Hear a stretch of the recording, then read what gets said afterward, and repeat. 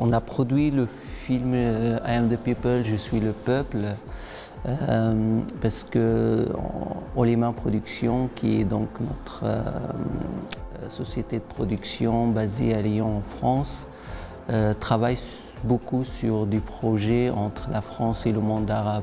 Donc c'était évident quand un autre producteur qui est Malik Minay de Narratio Film est venu nous voir pour l'accompagner dans la production de ce film. On était tout de suite acquis, et on a tout de suite rentré en coproduction et on a coproduit ce film parce que c'est un film qui parle donc du monde arabe, de l'Égypte, de comment une famille égyptienne de sud, de paysans, comment ils ont vécu la révolution égyptienne depuis la chute de Moubarak jusqu'à l'arrivée de Sissi au pouvoir.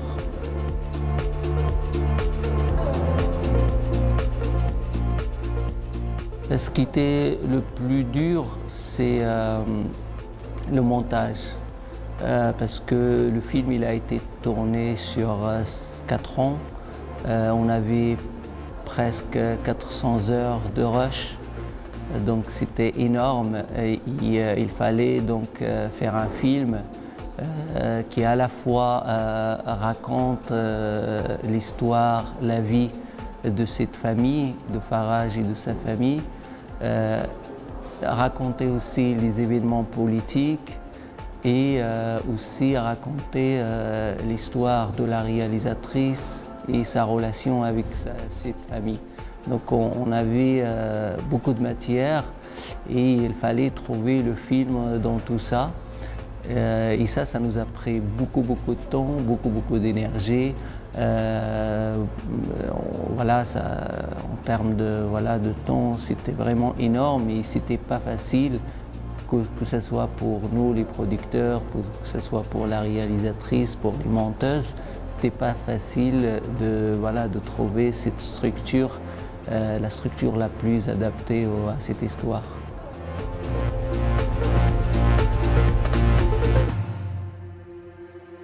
Ce qui était intéressant dans Je suis le peuple, I Am the People, c'est que on regarde comment donc une famille de paysans, comment ils conçoivent la démocratie.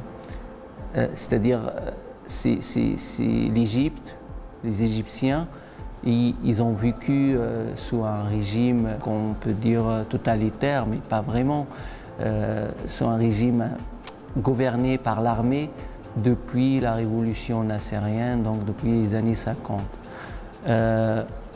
Et là, tout d'un coup, avec le printemps arabe, avec la chute de Moubarak, les Égyptiens, ils aspiraient à un peu plus de liberté, à un peu plus de ce qu'on peut appeler démocratie.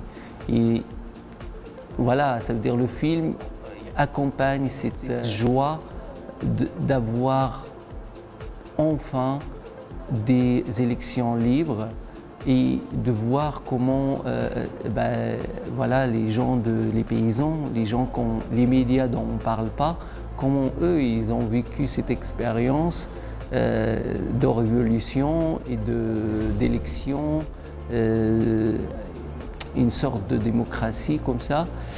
Et c'est ça la force du film. Après, comme il le dit Faraj, c'est-à-dire pour lui, dans le film, pour lui, ils ne sont pas encore en démocratie, ils sont encore à la maternelle de démocratie, donc ils sont en train d'apprendre, ils veulent savoir qu'est-ce que c'est la démocratie, qu'est-ce que ça veut dire la démocratie. Et à des moments dans le film, on voit que les personnages commencent à parler de démocratie dans le cycle familial, c'est-à-dire est-ce que le père va laisser plus de liberté à son fils ou non, de dire ce qu'il a envie de dire ou ce qu'il pense. Donc c'est-à-dire, disons que le film, et avec les événements qui se passaient autour, les gens, les paysans, à un moment, ils ont vraiment accueilli la démocratie et ils voulaient vraiment en parler et exprimer ce qu'ils pensent.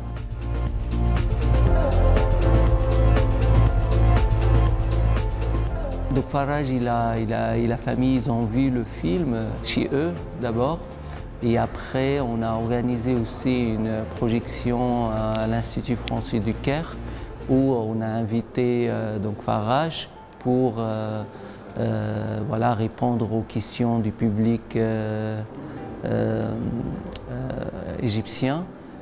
Voilà, il est très content du film, très content du résultat, très content aussi du parcours du film. Il défend son point de vue aussi qu'il avait dans le film, c'est-à-dire qu'au moment où il a...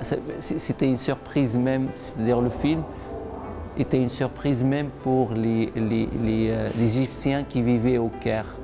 Pour eux, ils étaient très concentrés sur ce qui s'est passé à Place Tahrir, mais ils ne savaient pas que c'est-à-dire ces événements-là touchaient aussi les gens, c'est-à-dire dans les campagnes et très loin du Caire. Donc, quand ils ont rencontré Faraj, ils ont vu le film et ils ont rencontré Faraj sur scène, c'était assez intéressant aussi de voir la réaction du public égyptien à cette histoire.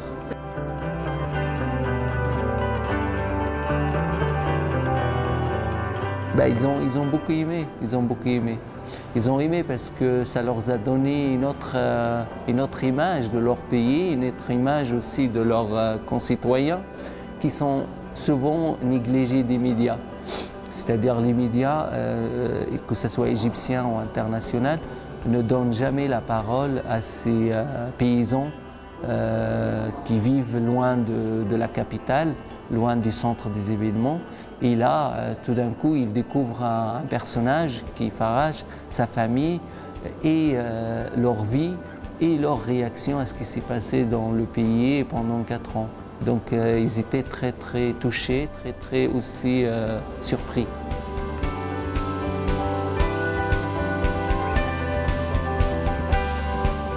Le printemps arabe, pour moi, est seulement au commencement.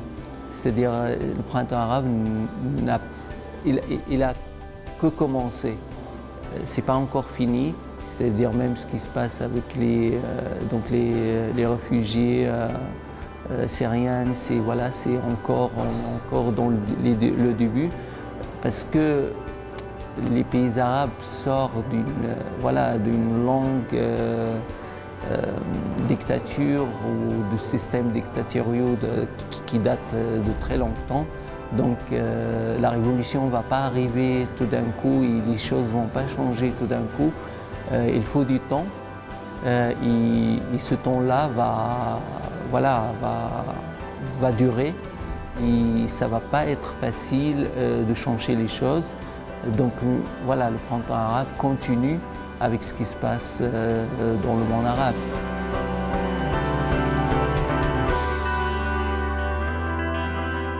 Moi j'espère que je pense que la Roumanie a vécu des événements similaires dans les années 90. Donc j'espère que le film va toucher le public roumain, qui vont aussi arriver à faire le lien entre ce qui se passe en Égypte et ce qui s'est passé en Roumanie, et qu'il y aura un débat qui va ouvrir le débat après la projection du film, et que ce débat peut être, qu'il soit riche.